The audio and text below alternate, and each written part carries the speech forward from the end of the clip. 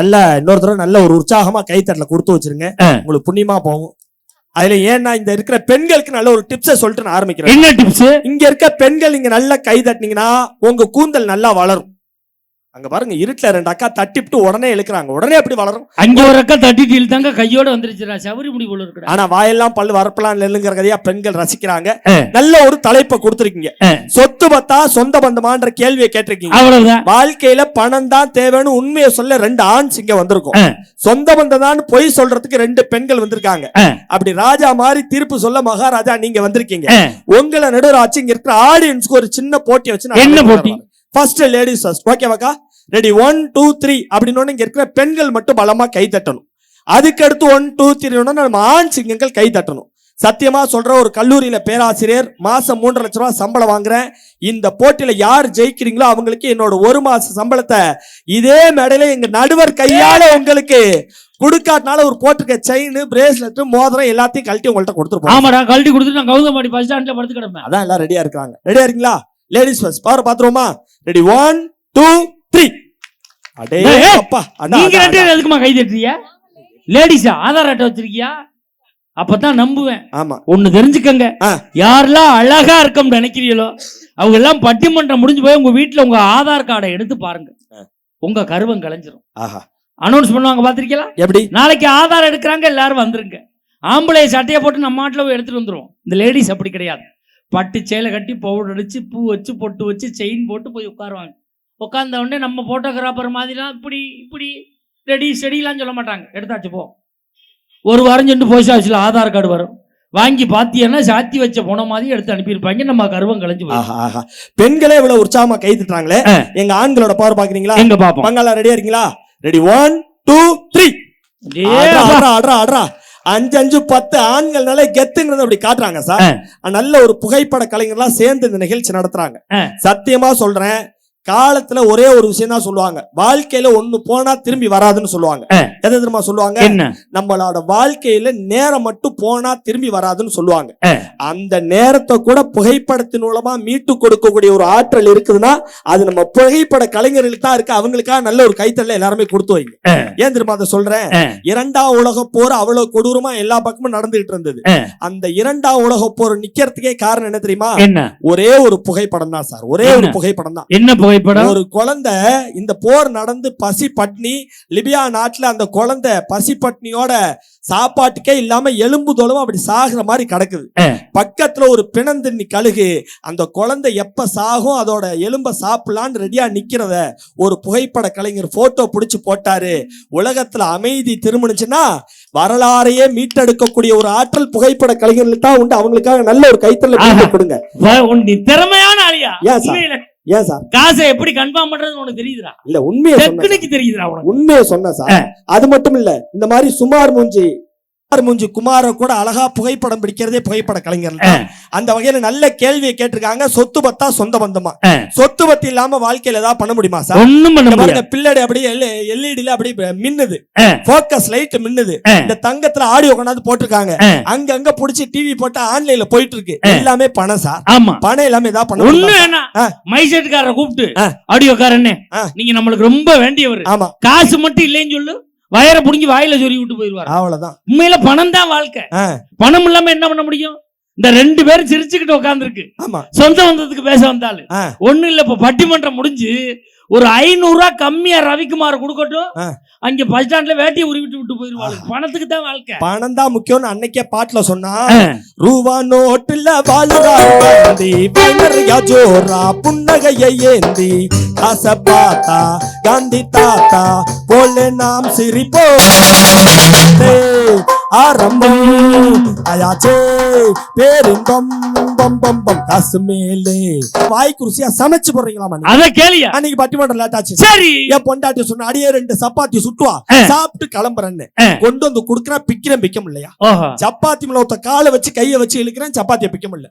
வருமா வராதா? வரணும். என்னாடி சப்பாத்தி இது? இப்ப உள்ள வந்தா பிச்சு போடும் சமயக்கட்ட இருந்து சொல்றேன், நான் சுட்ட சப்பாத்தியே பிக்க முடியல, என்ன பிக்கிறாராம், போயா வேலையை பார்த்து. சாப்பாடு உனக்கு அந்த பிரச்சனையா இருக்கு. எங்க வீட்டுல என் பொண்டாட்டி என்ன தெரியுமா பண்றா? வெண்டிக்காய் போய் மார்க்கெட்ல வாங்கிட்டு வாங்க. வெண்டிக்காய் வாங்கிட்டு வந்தா அந்த நுனியை ஒடிச்சு ஒடிச்சு பார்த்து வாங்கிட்டு வரணுமா ஐயா? ஆமா. ஒடிச்சு பார்த்தா கடைக்காரன் என் கையை ஒடிப்பேங்கிறான். ஒடிக்காம வாங்கிட்டு வந்தா இவன் என் கையை ஒடிப்பேங்கிறான். ஒரு மனுஷன் எப்படி வெண்டைக்காய் வாங்குறது? இந்த சொந்த பந்தத்தால எப்படி தெரியுமா வாங்குறேன்? எப்படி? இப்போ 1/2 கிலோ வாங்க சொன்னா 1 கிலோ கடையில வாங்குவேன். சரி. வந்து மணிக்கூண்டுல எங்க ஊர்ல உட்காந்துக்கிட்டு ஒன்னொன்னா ஒடிச்சு நல்லா இருக்கிறதெல்லாம் வச்சுட்டு மிச்சத்தை கீழே ஒட்டு போய்கிட்டு இருக்கேன். பாத்தீங்களா? இப்ப 1 மாசமா எங்க ஊர்ல மணிக்கூண்டுல லைன்ல நிக்கிறாங்க. வெண்டிக்காய் இங்கதான் வச்சு ஒடிக்கணும் போல இருக்க முடியும். வாழ்க்கை அப்படி முத்தன வெண்டிக்காய் ஒருத்தன் நறுக்கி வத்தல் போட்டு வித்துக்கிட்டு இருக்கான். அவன் பேர் தான் வெள்ளை. சொந்த பந்தத்தால மகிழ்ச்சியா இருக்க முடியுமா சார்? சார், ஒரு காலத்துல வீட்டுல டிவி இருந்தது சார். அந்த டிவி எல்லாம் நல்லா பெருசா இருந்தது. பார்த்த நம்ம பெண்கள்லாம் ஒல்லியா மெல்லிசா இருந்தாங்க. இன்னைக்கு வீட்டுக்கு வீடு LED TV, LCD TV, TV பூரா மெல்லிசாயிருச்சு. இத பார்க்க வந்த நம்ம மனைவிமார்கள் பூரா எல்லாம் பெருத்துக்கிட்டே போறாங்களே. இந்த சொந்த பந்தத்தால மகிழ்ச்சி இருக்குமா சார்? அன்னைக்கு பட்டிமன்றம் முடிஞ்சு வீட்டுக்கு போறோம் சார். சரி. எங்க வீட்டுல ஏன் பொண்டாட்டி மட்டும் டிவி பாக்குறது இல்ல. தெருவுல இருக்க 10 பொம்பளைகள் ஒன்னா சேர்ந்துக்கிட்டு குரூப்பா தான் வீட்டுல டிவி பாக்குறான். அன்னைக்கு போய் வீட்டு கதவை தட்டுறேன். ஏன் வீட்டுக்காரமா கூட சொல்லல, பக்கத்து வீட்டுக்கார மாட்டாரு சொல்றா, எந்த நாயோ வந்து உங்க வீட்டு கதவை தட்டுது அப்படி.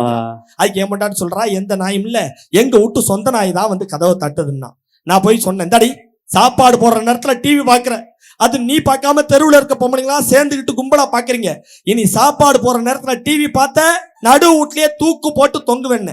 ஐக்கியம் பொண்டாட்டி சொல்றா, தொங்குறதா தொங்குறீங்க, டிவியை மறைக்காம சைடுல போய் தொங்குங்க அப்படிங்கிறாலே. இந்த குடும்பத்துல சந்தோஷம் இருக்குமா சார்? எப்படி இருக்கும்? ஆனா பொண்டாட்டி அப்படி சொன்னோன்னா ஆம்பளை உசுரோட இருக்கலாமா? இருக்க கூடாது. சாகலான்னு முடிவு பண்ணி கழுத்துல ஒரு புடவை எடுத்து சுருக்கு போட்டு மாத்தலான்னு உத்தரத்துல போட்டேன். பாவி மனுஷா ஏன் அப்படி பண்றேன்னு புடவை வந்து பொண்டாட்டி பாசங்க புடவையை புடிங்கிட்டு சொல்றா, இது போன வாரம் தான் 10,000 ரூபாய் கொடுத்து வாங்கின புது பட்டு புடவை, ரேஷன் கடையில் கொடுத்த இலவச புடவை, அந்த பீரோல இருக்க அதை போட்டு தொங்குங்கிறாலே. இந்த சொந்த பந்தத்தால மகிழ்ச்சியா இருக்க முடியுமா சார்? எப்படி இருக்க முடியும்? பணம் தான் சார் எல்லாத்தையும் நிர்ணயிக்குது. பணம் இல்லாட்டி இன்னைக்கு வாழ்க்கையில ஒண்ணுமே இல்ல. அதனாலதான் இதே பாட்டுல சொன்னா, ஏது பந்த பாசம் 7 ஜென்மத்துக்கு இப்ப இருக்கிற பொண்டாட்டியே எனக்கு மனைவியா வரணும்னு நினைக்கிற ஆண்கள்லாம் கை தூக்குங்க பாப்போம். இங்க பாத்தியா, கூட்டத்துல ஒருத்தரும் தூக்கல, சைடுலயே யாரும் என்ன நீங்க எப்படி உட்கார்ந்துருக்கீங்க? எனக்கு ஆனா அந்த கார்னர்ல ஒரு அண்ணன் தூக்குனார். ஏன் தெரியுமா? பக்கத்துல அவங்க வீட்டுக்காரம்மா அந்த கருவாயன் கேக்குறான், அப்படி தனாவிட்டா உட்காந்துருக்க, தூக்கு கையன்னு ஒரே இடி, வலி தாங்க முடியாம தூக்குறாரு. ஆனா இதே கேள்விய நம்ம ஊர் தாய் குழந்தைகள் பெண்கள்கிட்ட கேட்டு பாருங்க. 7 ஜென்மத்துக்கு இதே புருஷன் தான் வேணுமான்னு கேட்டா எல்லா பெண்களுமே இதே புருஷன் தான் வேணும்னு சொல்லுவாங்க. அன்பு பண்பு பாசம் நினைக்கிறீங்களா? எந்த ஜென்மத்துல இப்படி ஒரு இழிச்ச வாய் புருஷன் எனக்கு கடப்பாரு, அதனால 7 ஜென்மத்துக்கு புருஷனா வரணும். அதுதான். சரி, இங்க இருக்க பெண்களை பார்த்து கேக்குறேன், கேளுங்க, மனச்சாட்சியோட சொல்லுங்க. புருஷனோட பாஸ்போர்ட் சைஸ் போட்டோவை மணிப்பரிசிலே வச்சிருக்கிற பெண்கள் கை தூக்குங்க பாப்போம். அதுல ஒரு அக்கா சொல்லுது, அந்த ஆளை வீட்டுல வச்சுக்கிறதே பெருசு, மணிப்பரசில வர வச்சுக்கணுமா? மணிப்பரசில அப்படி அங்க 2 பேரும் கை தூக்கிட்டு சொல்றாங்க, சும்மா தூக்குடி மணிப்பரசை திறந்தா வாக்க போறான். ஆஹா. ஆனா என் பொண்டாட்டி என்னோட பாஸ்போர்ட் சைஸ் போட்டா 2 போட்டோ மணிப்பரிசில வச்சிருக்காங்க. அந்த அளவு ஒரு கையில 2 போட்டோ மணி பாசம் சார். அவ்வளவு பாசமாடின்னு கேக்குறேன். பேங்க்ல லோன் வாங்குற கொட்டுறதுக்கு வச்சிருக்கேன். ஒட்டி பிடிச்சி ஆட்சி கையெழுத்து போட்டு விட்டுவா, பேங்க்கு வீட்டுக்கு நான் லோன் அலைய வேண்டியது. அப்ப இந்த சொந்த பந்தத்தால மகிழ்ச்சியா இருக்க முடியும்? எப்படி இருக்க முடியும்? இப்ப நான் கேக்குறேன், இங்க இருக்க ஆண்களை பார்த்து கேக்குறேன், கேளுங்க, இது வரைக்கும் நான் கல்யாணம் பண்ணதுல இருந்து என் பொண்டாட்டி நகைய அடகு வச்சதே இல்லைங்கிற ஆம்பளை இருந்தா கை தூக்குங்க பாப்போம். அங்க ஒரு அண்ணன் தூக்குனார் பொண்டாட்டி சார். ஆனா உண்மையிலே சொல்ல எல்லாருமே அற வச்சிருப்பாங்க சார், வெக்கப்பட்டு. அப்படி சொல்லாத தம்பி, எனக்கு கல்யாணம் பண்ணி இந்த ஆண்டோடு 25 வருஷம் ஆகுது. அப்பவே எனக்கு 101 பவுன் போட்டார் என் மாமனாரு. இது வரைக்கும் நான் அடகு வைத்ததே இல்ல. ஒரு தடவை கைதட்டு கொடுங்க, சத்தியம் பண்ணி சொல்றேன், அடகு வச்சதே கிடையாது. சத்தியம் சத்தியம் சத்தியம், அடகு வச்சதே கிடையாது. அப்புறம் 3 மாத்தையில வித்து விட்டேன். எதுக்கு அடகு வச்சு வாட்டிய கட்டி திருப்பி கட்டி ஜோலியா முடிச்சு விடுறா. மஞ்ச கயிறை போட்டு விட்டு மஞ்ச கயிறு மாமியா பைபாஸ்ல போனாலும் போயிட்டே மோசமா. அதுக்காக நான் பொண்டாட்டியில விட்டு கொடுக்க மாட்டேன். நான் கல்யாணம் பண்ணும் போது நான் ஒரு விவசாய குடும்பத்தை சேர்ந்தவன். என்னுடைய டிராக்டர் சொசைட்டில லோன்ல இருந்துச்சு. என்னோட சொத்துல 10 ஏக்கர் சொத்து சொசைட்டில லோன்ல இருந்துச்சு. ஏன் சார், என் வீடு கூட சொசைட்டில லோன்ல இருந்துச்சு. என் மனைவி என்ற சொந்தம் வந்த பிறகுதான் இன்று நான் நிம்மதியாக இருக்கிறேன். ஒரு தடவை உண்மையிலே இன்னைக்கு தான் நான் சந்தோஷமா இருக்கேன். எல்லா லோனும் முடியல. டிராக்டர் சொசைட்டில எடுத்துட்டு போயிட்டானுவா. 10 ஏக்கர் சொத்தையும் அவன் எம்மோடி பண்ணிட்டான். வீட்டை காலி பண்ணி அதுல சொசைட்டியை வச்சுட்டாங்க. இப்ப நான் வாடகை வீட்டுல இருந்துகிட்டு இருக்கேன். அப்ப இந்த சொந்த பந்தத்தால மகிழ்ச்சியா இருக்கு. எப்படி இருக்கும்? 24 hours நம்மள சந்தேகனோட பாக்குறா சார் அந்த பொண்டாட்டி. நேத்து நைட்டு ஒரு 10:30 மணி இருக்கும். நானும் என் பொண்டாட்டி ரீல்ஸ் பாத்துக்கிட்டு இருந்தோம். நைட்டு 10:30 மணிக்கு ஒரு போனு பிரியான்ற பொண்ணுட்ட இருந்து கால் வந்துச்சு. போனை தூக்கி போட்டு டப்புன்னு சட்டையை பிடிச்சிட்டா. மரியாதையே யாருன்னு சொல்லு. பிரியா யாரு? நைட்டு 10:30 மணிக்கு உனக்கு போன் பண்றாளே, அப்ப டெய்லி இந்த மாதிரி தான் இந்த பிரியாட்ட பேசுறியான்னு சண்டை போட்டு இருந்தால முட்டை ஓங்கி ஒரு அரை. போன் அவ போனு சார். அவ போன்ல அவ ஃப்ரெண்டு பிரியான்னு கால் பண்றதுக்கு என்ன சட்டையை பிடிச்சிட்டு பிரியான்னு யாருன்னு கேட்டா நம்ம எப்படி சார் பதில் சொல்ல முடியும்? உண்மையில இந்த மாதிரி குழப்பம் பூரா வாழ்க்கை பூரா நடக்கும்யா. அப்ப இந்த பொண்டாட்டியால மகிழ்ச்சியா இருக்க முடியுமா? அன்னைக்கு காலேஜ் கிளம்புனா சார், லஞ்ச் பேக் எடுத்துட்டு வெளியில போனேன். இவன் வாசல்னு சொன்னான், லஞ்ச் பேக் உள்ளற கீரை வச்சிருக்கேன் அப்படின்னா. சரி, நம்மளுக்காக சுவையா செஞ்சு வச்சிருக்காளாட்டு, கீரை உடம்புக்கு நல்லது இல்ல, நம்ம ஆரோக்கியத்துக்காக செஞ்சு வச்சிருக்காளாட்டுக்கு நான் சொன்னேன், மிச்சம் வைக்காம சாப்பிட்டு வர்றேன்னு. நீ ஆடா மாடா அப்படின்னு கேட்டா. ஏன்டி அப்படின்னு, கீரை ஆயாம பச்சையா வச்சிருக்கேன், ஒரு கட்டு வச்சிருக்கேன், மரியாதையா காலேஜ்ல போய் ஆஞ்சி வீட்டுக்கு எடுத்துருவான்னா. நான் சொன்னேன், தடி காலேஜ்ல போய் பாடம் நடத்தணும்னா கீரை ஆய்வனா, வீட்டு வேலையை போய் காலேஜ்ல பார்க்க சொல்ற அப்படின்னு கேக்குறேன். அங்க எழுதுற பேப்பர்லாம் கொண்டாந்து வீட்டுல வந்து திருத்துற, காலேஜ் வேலையை வீட்டுல பாக்குற மாதிரி வீட்டு வேலையை போய் காலேஜ்ல பாருன்னு சொல்றாளே சார். இந்த சொந்த பந்தத்தால மகிழ்ச்சியா இருக்க முடியுமா? என் பொண்டாட்டில இது மாதிரி நான் வாத்தியாரா இருந்தாலும் இது மாதிரி கீரை ஆயிங்க, கத்திரிக்காய் ஆயிங்க, சரி அது மாதிரி சொல்லவே மாட்டேன். அப்புறம் அது பூரா அவதான், எல்லாமே அவதான். என்ன அப்படி சொல்றீங்க? எல்லாம் வாங்கிட்டு வர்றது, கட் பண்றது எல்லாம் அவதான். சமையல் மட்டும் நம்ம. ஐயோ, இதுக்கு ஆஞ்சு கொடுத்துட்டு பேசாம உட்காந்துடல மாட்டீங்க. ஆனா அன்னைக்கு காலேஜ் போயிட்டு வீட்டுக்கு வந்த சார், என் பக்கத்துல வந்து நின்னா என் பொண்டாட்டி இப்படி சேலைய சுருட்டினா. கல்யாணமான ஆம்பளைங்களுக்குலாம் ஒரு டிப்ஸ் சொல்றேன். என்னைக்கு உங்க பொண்டாட்டி பக்கத்துல வந்து முந்தானை இப்படி சுருட்டுறாங்களோ உங்களுக்கு சுருக்கு போட போறாங்கன்னு அர்த்தம். நல்ல ஜாக்கிரதையா இருந்துக்குங்க. பக்கத்துல வந்து நின்னுட்டு சொன்னா, ஏங்க நானும் என் ஃப்ரெண்ட்ஸ் எல்லாம் சேர்ந்து 2 நாள் வெளியில டூர் போலான்னு இருக்கோம், பர்மிஷன் கொடுக்குறீங்களான்னு கேட்டா. நான் சொன்னேன், கல்யாணமாயி 15 வருஷம் ஆகுது, அடுப்பாங்கரையிலேயே நெருப்புல வெந்துகிட்டு இருக்க, சந்தோஷமா போயிட்டு வாமான்னு ஒரு வார்த்தை சொன்னேன். உடனே இவ சொல்றா, நான் இந்த சைடு என் ஃப்ரெண்டு கூட சேர்ந்து டூர் போவேன், நீ உன் களவாணி பசங்க ஃப்ரெண்ட்ஸ் எல்லாம் கூட்டு வீட்டுக்குள்ள உட்காந்து வீட்டை பாரா மாத்தி தண்ணி அடிக்கலான்னு ஐடியா பண்றியா அப்படின்னு கேட்டேன். நான் சொன்னேன், நீ டூர் போனதுக்கு அப்புறம் வீட்டுக்குள்ள டாஸ்மார்க் மாதிரி நான் மாத்திருவேன்னு பயம் இருந்ததுன்னா உன் கூடய டூருக்கு நானும் வர்றேன். தப்பு இருக்கா சார்? அதுக்கு சொல்றா, என் கூட டூருக்கு வந்துட்டு என் ஃப்ரெண்ட்ஸுங்கிட்ட எல்லாம் நம்பர் வாங்கி என் ஃப்ரெண்ட்ஸுங்கெல்லாம் நீ கல்ல போடுத அதை நான் பாத்துக்கிட்டு இருக்கணுமான்னு கேட்டா. டூருக்கு இவளை போ சொன்னாலும் பிரச்சனை, நான் கூட வர்றேன்னு சொன்னாலும் பிரச்சனை. லாஸ்டா சொன்னேன், நீ டூருக்கே போவேன்னா மரியாதையா வீட்டுக்குள்ள போன்னு சொல்றேன். காலத்துக்கும் உனக்கும் நீ பெத்த பிள்ளைங்களுக்கு ஆக்கி போட்டுக்கிட்டே நான் இங்க கிடப்பேன், அதுக்கு தான் எங்க அம்மா பெத்து விட்டாங்களான்னு கேக்குறாளே. இந்த பொண்டாட்டியால மகிழ்ச்சியா இருக்க முடியுமா சார்? உண்மையிலே சார், நான் உங்கள்கிட்ட ஒண்ணு சொல்றேன், இந்த பொண்டாட்டிகிட்ட மட்டும் கவனமா இருங்க.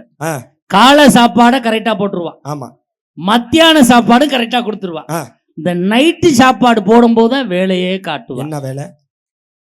நீங்க சாப்பிடுங்க, பொங்கலை ஒண்ணு கேட்கணும்.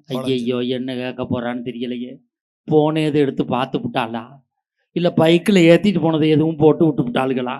இந்த பயத்திலே 5 நிமிஷம் சாப்பிட வேண்டியவன் 1/2 மணி நேரம் சாப்பிடான். அவன் சாப்பிட்டு முடிச்ச உடனே கேட்கலாமே, அந்த எண்ணமே வராது. அதனாலதான் சார் வேதனைப்பட்டு ஒவ்வொரு ஆம்பளை கல்யாணம் ஆனதுக்கு அப்புறம் எப்படிமா பாடுறோம்? எப்படி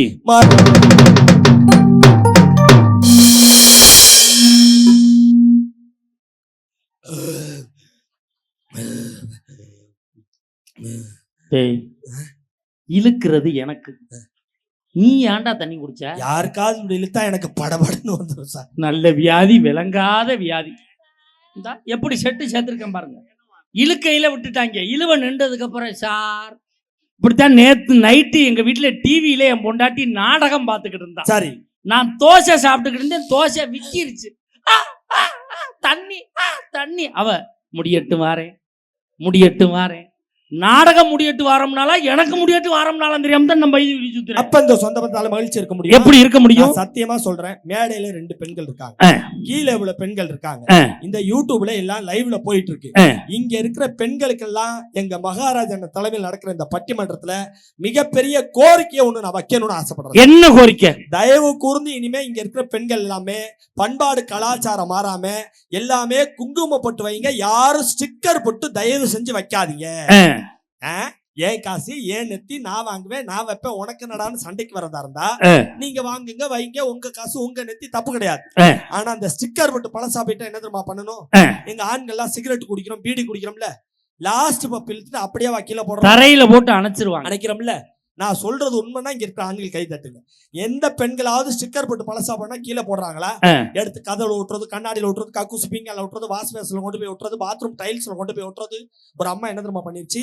ஸ்டிக்கர் போட்டு பழசா போச்சுன்னு பஸ்ல போறப்ப ஜன்னலோர கம்பியில ஒட்டி வச்சுல அது பாட்டுல இறங்கிருச்சு சார். நான் பட்டிமன்றம் முடிஞ்சு ஊருக்கு போறதுக்கு நின்றுட்டு பாருங்க இந்த மாதிரி மஞ்சள் கலர் பஸ் வந்துச்சு. பஸ்ல சீட்டு கிடைக்கிறதே பெருசு ஜன்னலோர சீட்டு கிடைக்கிறது இன்னும் பெருசுன்னு அடிச்சு பிடிச்சி ஜன்னலோரமா ஏறி அப்படி சாஞ்சு தூங்கிக்கிட்டே வீட்டுக்கு போன பாருங்க இந்த அம்மா ஜன்னல் கம்பியில ஒட்டி இருந்த பொட்டு மாறி வந்து என் சட்டையில ஒட்டிருச்சு.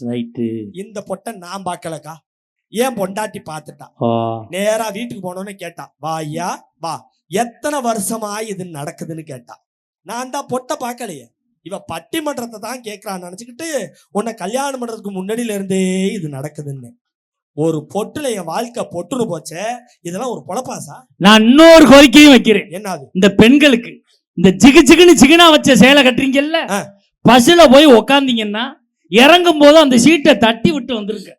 ஏன்னா நைட்டு டியூட்டி முடிஞ்சு டிரைவர் கண்ட்ரைட்டர் எல்லாம் அந்த சீட்ல தான் படுத்து தூங்குறாங்க. போன வாரம் ஒரு கண்ட்ரைட்டர் சட்டையை கழட்டிட்டு சீட்ல படுத்து தூங்குனவர் சட்டையை மாட்டிக்கிட்டு 5 மணிக்கு டியூட்டிக்கு போயிட்டார். மத்தியானம் வந்து வீட்டுல சட்டையை கழட்டி இருக்காரு. உடம்பு பூரா சிக்குன்னு இருந்திருக்கு. இங்கிட்டு ஒரு கலர் சிக்கனா இங்கிட்டு ஒரு கலர் சிக்கனா. எப்படி 2 கலர்? 2 பேர் சீட்ல 2 பொம்பளை உட்கார்ந்து திரும்பி இருக்காளுவோ. பொண்டாட்டி கேட்டிருக்கா ஊர் ஊரா டிக்கெட் கிழிச்சியாப்பா வேற எது கிழிச்சியாப்பான்னு கேட்டிருக்கா. அப்படி இந்த பெண்களால ஏதாவது சந்தோஷம் வருமா ஐயா? மாட்டினா நம்ம வேதனை பற்றி எப்படி பாடுவோம்? எப்படி? சிரிப்பு வருது சித்தப்பா இந்த சின்ன பொண்ணு யாரு உந்தன் சட்டப்பா பொண்டாட்டிக்கு தெரிஞ்சு புட்டா சித்தப்பா உண்டப்பா கிழிஞ்சு போயிருமே சித்தப்பா ஏயப்பா எப்பா ஞானம் உங்க காயம் கடக்கானோ ஏயப்பா எப்பா ஞானம் உங்க காயம் கடக்கானோ 2 ரவுண்டு உள்ள விட்டா பொறுக்கு தப்பா. பெருமை பேச மாட்டான் ஒரு தடவை ஆண்கள் கை தட்டுங்க. உழைக்கிற ஆம்பளை ஒருபோதும் பெருமை பேசவே மாட்டான் சார். பெருமை பேசவே மாட்டான். 1500 ரூபாய்க்கு தண்ணி அடிச்சிருப்பான். எவன்டையா சொல்றானா? நீ 150 ரூபாய்க்கு செருப்பு வாங்கினதை சொல்ற 1500 தண்ணி அடிச்சிருப்பான். எவன்டையா சொல்றானா? சொல்ல மாட்டான். ஏன்? தலை தான் தொங்கிருமே. அண்ணன் நிமிந்தாவள சொல்றதுக்கு சார் சொந்த பந்தம் நல்லா இருக்குன்னு நான் கேக்குறாங்கல்ல சத்தியமா இந்த மேடையில என்ன நாக்கப்படுங்கிற மாதிரி ஒரு கேள்வி கேளியா? பெத்த பிள்ளைக்கு உருப்படியா ஒரு தாலாட்டு பாட்டு இவங்களால பாட தெரியுதா சார் நான் கேக்குறேன். அப்படி மட்டும் எல்லாருக்கும் தாலாட்டு பாட்டு பாட தெரியாதுன்னு சொல்லாத. நான் செட்டிநாட்டு பகுதியில இருந்து வர்றேன். என் மனைவி மாதிரி தாலாட்டு பாட்டு பாட முடியாது. 2026 இப்ப இருக்கிற பெண்களுக்கு யாருக்குமே தாலாட்டு பாட்டு பாட தெரியாது. என் மனைவி திருவையாறு இசைக்கல்லூரில முறைப்படி MA இசை படிச்சவ. நம்ம கவுந்தம்பாடி பெண்களுக்கு சொல்லி கொடுத்துட்டு போறேன். என் முன்னாடி எப்படி தாலாட்டு பாடுவா? அண்ணே ஒண்ணு காட்டுங்க அண்ணே.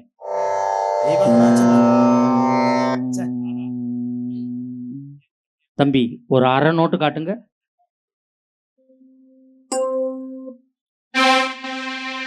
வாயில காட்டாத கீபோர்ட்ல காட்டுறா. வாய் வத்தல் கொண்டு வரைக்கும் போகுது. உண்மையிலே என் பொண்டாட்டி எப்படி தெரியுமா என் பிள்ளைய தொட்டில போட்டு தாளாட்டுவா. அடி தொட்டில போட்டு தொகையராவா பாட்டே அவ்வளவுதான்டா. பாட்டே அவ்வளவுதான். கதவை திறந்து பார்க்கறேன் 32 நாய் படுத்து கிடக்கு. ஏன்டி இத்தனை நாய் கிடக்குங்கிறேன். வந்த நாயெல்லாம் சும்மா தான் இருக்கு. சொந்த நாய் தான் குலைக்குதுங்கிற ஐயா. அப்ப இந்த சொந்த பத்தால மகிழ்ச்சி இருக்குமா? எப்படி இருக்கு? அது இவங்க ஜாட பேசுவாங்க பாத்திருக்கீங்களா?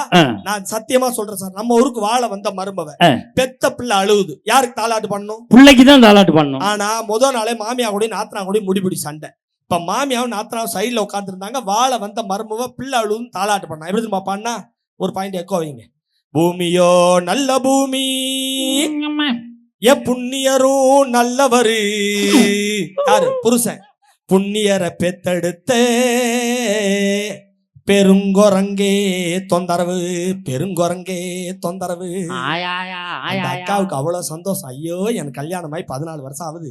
ஏன் மாமியால என்ன சொல்லி திட்டம் நான் ஆசைப்படுறேன்னா அதையே இந்த கருவாயை நம்ம ஊர்ல மைக்ல சொல்றாண்டி ஆயா அப்படின்னு பாக்குது. அடுத்து நாத்ரா உட்காந்தால 2ஆம் லைன் நைசர் ஆத்ராவை கூட்டா. மண்ணோ நல்ல மண்ணு என் மன்னவரும் நல்லவரு மன்னவர் கூட பிறந்தே மலக்குரங்கே தொந்தரவு மலக்குரங்கே ஒரே அடிதடி சார். நம்மால் வந்து நின்னா அதான் ஆண் சிங்கங்கிறது. வந்து பார்த்தான் அம்மா பொண்டாட்டி அக்கா 3 பேரும் சண்டை போடுறாங்க. குழந்தை அளவுன்னு இவன் தாளாட்டு பண்ணான். எப்படி தெரியுமா? யாரும் அடிக்கவில்லை, யார் அடிச்சும் இவன் அழல, தானே அழுகிறாண்டி, தம்பித்தோண வேணும் முன்னு, தம்பித்தோண வேணும் முன்னு. இப்படி பிட்ட போட்டு தானே நம்மள 140 கோடியில கொண்டு விட்டுட்டாங்களே. பாத்தியலா கொரோனாவுல மட்டும் 70 லட்சம் புள்ள உறந்துருக்குங்கிறாங்க. கவர்மெண்ட்ல சமூக இடைவெளியோட இருங்கடா, சமூக இடைவெளி இல்லாம இருந்து விட்டாங்க. சிரிக்குது பாரு. இதுவும் கொரோனா அந்த 70 லட்சத்துல இது ஒரு ஆளு. அதான் பார்த்தேன்னு தெரியுது. சரி, நான் என்ன சொல்றேன், சொந்த பந்தம் முக்கியம் சொல்றீங்கல்ல, சொத்து பத்துக்கு ஈடுனே அந்த சொந்த பந்தம் வருமா நான் கேட்கிறேன். அப்படி கண்ணதாசன் சொன்னான், உள்ளே உயிர் வளர்த்து உதிரத்தால் பால் கொடுத்து அள்ளியிடும் போதெல்லாம் அன்பையை சேர்த்தனைத்து தொல்லை தமக்கென்று சுகமெல்லாம் பிறக்கென்று சொல்லாமல் சொல்லித்தரும் தேவதையின் கோவலது. பண்பு தெரியாத மிருகம் பிறந்தாலும் பால் தரும் கருணையது. இருக்கின்ற பிடிசோறு தனக்கென்று எண்ணாமல் கொடுக்கின்ற தெய்வம் அது. அது தூய்மை, அது நேர்மை, அது வாய்மை, உலகத்தில் சிறந்தது தாய்மை, இதை ஒப்புக்கொள்வதே நேர்மைன்னு கண்ணதாச தாயினோட பாசத்தை சொன்னா சார். நான் இல்லைன்னு சொல்லல. இந்த அம்மா நமக்காக பிடிச்ச மாதிரி 2 தோசையை சுட்டுக்கிட்டு இருக்காங்க. திடீர்னு கிச்சன்ல உழுவுற சத்தம் கேட்குது. பையன் ஓடி போய் பார்க்கறான், அம்மா கீழே விழுந்திருக்காங்க. உடனே எடுத்துட்டு ஆஸ்பத்திரி போறான். டாக்டர் செக் பண்ணிட்டு சொல்லுவார், உங்க அம்மாவுக்கு இதயத்துல அடப்பு இருக்கு, அதை ஓப்பன் பைபாஸ் தான் பண்ணணும், 8 லட்சம் ரூபாய் செலவாகும்னு சொல்லுவார். நீங்க விரும்புகின்ற உறவு தான் சொந்த பந்தம் தான் உங்க அம்மா. ஆனா அந்த அம்மா எமங்கிட்ட போகாம இன்னும் கொஞ்ச காலம் உங்க கூடயே இருக்கணும்னா கூட கையில காசு வேணும் சார். அந்த காசு இல்லாம ஒண்ணும் பண்ண முடியாது. இதுதான் நிதர்சனமான உண்மை. அதுக்கு மாற்றுக்கிறது ஏதாவது இருக்கா சார்? இல்ல. நீங்க சொந்த பந்தம் பெருமை பேசுறாங்கல்ல, இந்த பணத்தோட அருமை யாரு தெரியுமா போய் கேட்கணும்? நம்ம ஊர்லயே 80 வயசுல ஒரு பெரியவர் இருப்பார். இதே கவுந்தப்பாடியில அப்படி சொகுசா பணங்காசு வச்சு நிறைய பஸ் வாடகை கூட்டு அப்படி மிராசுதாரா வாழ்ந்த ஒரு பெரியவர் இருப்பார். அவருக்கு ஒரே ஒரு பையன். அவருக்கு திடீர்னு ஒரு ஆசை வந்துருச்சு, நம்ம 80 வருஷமா இந்த கவுந்தப்பாடியில அப்படி பணக்காரனா மிடுக்கா சுத்தி வந்துட்டோம், இனி நம்மளுக்கு வாழ்றதுக்கு என்ன இருக்கு? நம்ம பையன் இருக்கிறது ஒரே ஒரு பையன், நாம சொத்து பூரா செத்ததுக்கு அப்புறம் அவன் பேருக்கு போகணும்னு ஏன் உயில் எழுதணும்? நாம உசுரோடு இருக்கப்பயே சொத்தை பூரா அவன் பேர்ல ரிஜிஸ்டர் பண்ணுவோம். அவன் இந்த ஊர்ல பணக்காரனா வரட்டும், நாம ஒரு பெத்த அப்பனா கிழவனா வேடிக்கை பார்ப்போம்னு நினைச்சு சொத்தை பூரா பையன் மேல எழுதினார். அவன் என்ன தெரியுமா பண்ணா? சொத்தை பூரா வாங்கிக்கிட்டு இதே கவுந்தமாடி பஸ் ஸ்டாண்ட்ல 3 வேளை சோத்துக்கு அந்த பெரியவரை பிச்சை எடுக்க விட்டான் சார் அந்த பையன். அதுதான் இன்னைக்கு இருக்கிற சொந்த பந்தம். அந்த பெரிய மனுஷருக்கு என்ன தெரியுமா கஷ்டம்? அதே பஸ் ஸ்டாண்ட்ல அவரு சாப்பாட்டுக்கு கொடுத்து வாங்கி சாப்பிட்டவெல்லாம் அவரை பார்த்து, ஐயா உங்களுக்கு ஏதாவது சாப்பாடு வாங்கி தரட்டுமான்னு கேட்கிறப்ப இந்த உசுறு இருந்தான்னா செத்தான்னா நினைக்கும் சார் அந்த பெரியவருக்கு.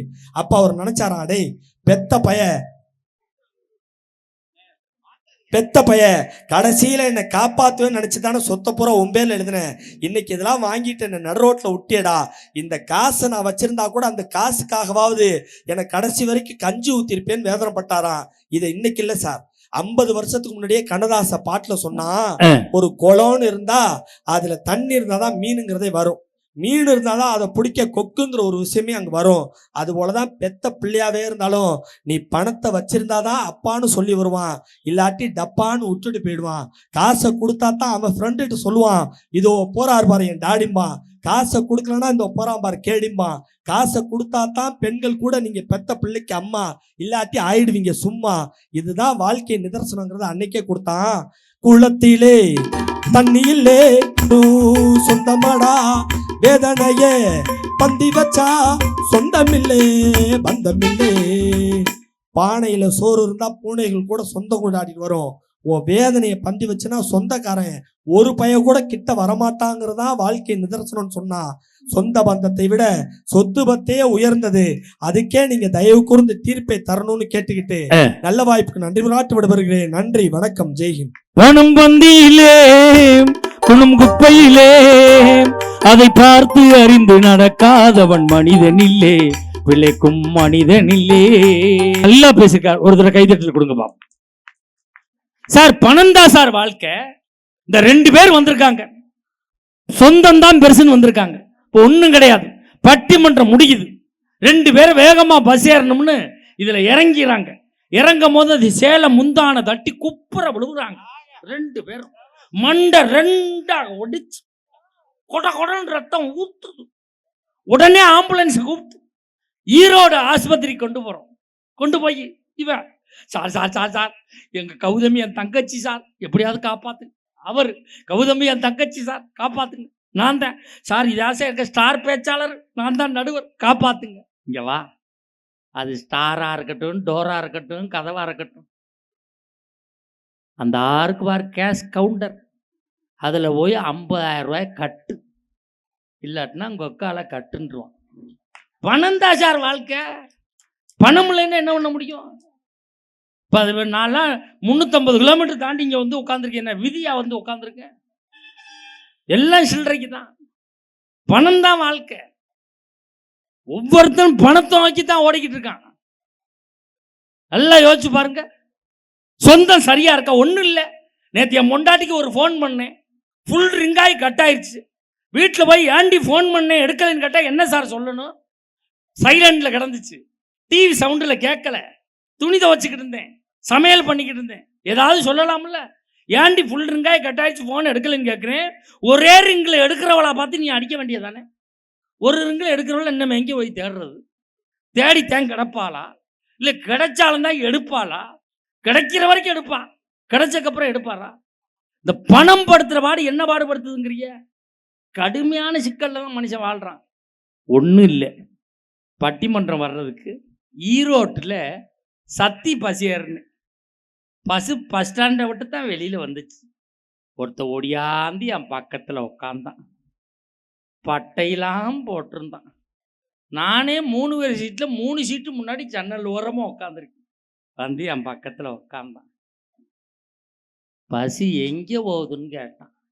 எங்கே போகுதுன்னே தெரியாமல் ஏறி இருக்கான்னா எவ்வளோ பெரிய போதையா இருப்பான். பசு சத்தி போகுதுன்னு. அப்படிலாம் போகக்கூடாதேன்னா கிரகத்தை கூட்டுறான்டான்னு எந்திரிக்க போனேன். கம்பியோட கேட்டு போட்டு பிடிச்சிக்கிட்டான்.